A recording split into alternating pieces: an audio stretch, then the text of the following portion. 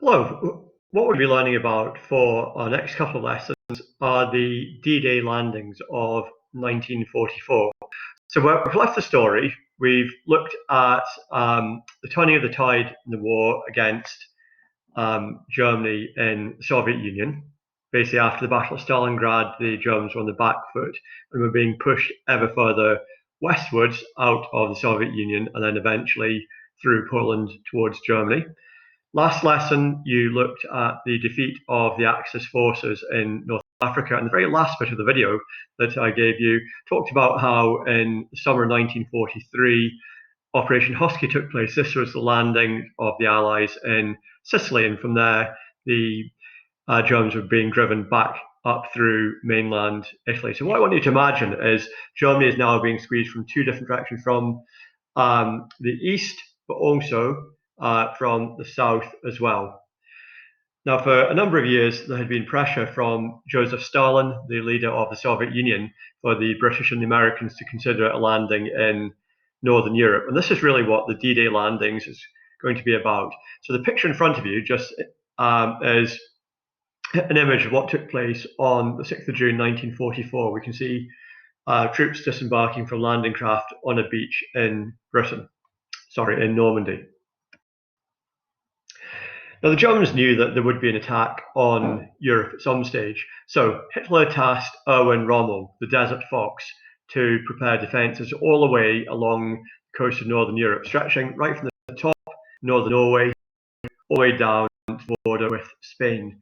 Now, from a point of view, they considered the Calais area as a fairly likely area that could be attacked by the British and the Americans.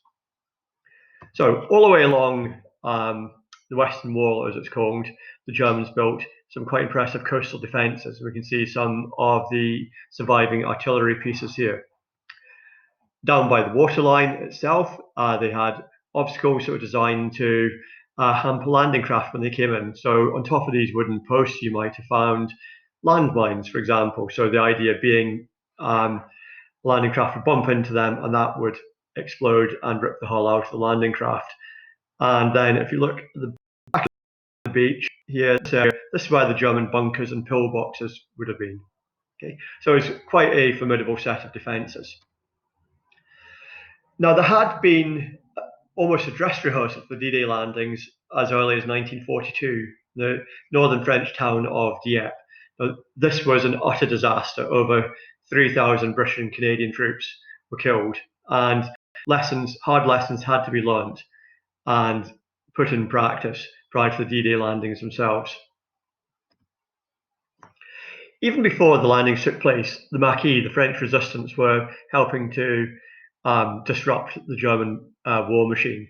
You imagine there were being attacks on German troops, railway lines were being blown up, telephone wires were being cut. Similar to this, we had a very intensive Allied bombing campaign in the areas behind the beaches, but also as far away as industrial sites within Germany. Again, the whole thing was about putting pressure on Hitler's Germany.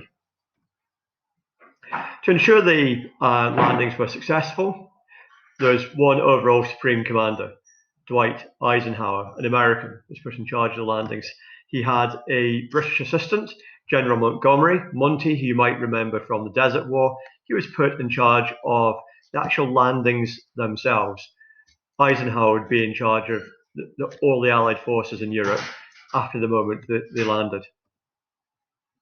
Now, what you're going to be learning about is why Normandy itself was chosen. As I said, the obvious idea would have been to attack across the narrowest part of the channel, from Dover to Calais. We can see that the Normandy beaches, actually over 100 miles across the sea from Britain.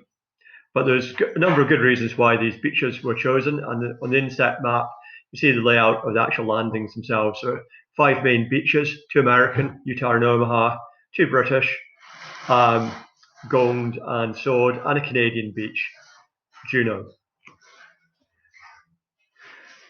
Again, as part of preparations, you're going to learn about something called Mulberry Harbours, which were designed to ensure there's a steady supply of goods coming into the bridgehead that would be established behind the beaches. The second thing you'll learn about is something called Pipeline Under the Ocean, or Pluto. So what I'd like you to do now is to go to the Google Doc, which is attached with this task. You'll find a number of questions. Beside each question, I've directed you to where you should look in your textbook, and there are also 3 videos for you to watch, which will give a bit more life to the task. So well done so far. I hope you're enjoying your learning in history, and I look forward to seeing you all at the next Google Meet.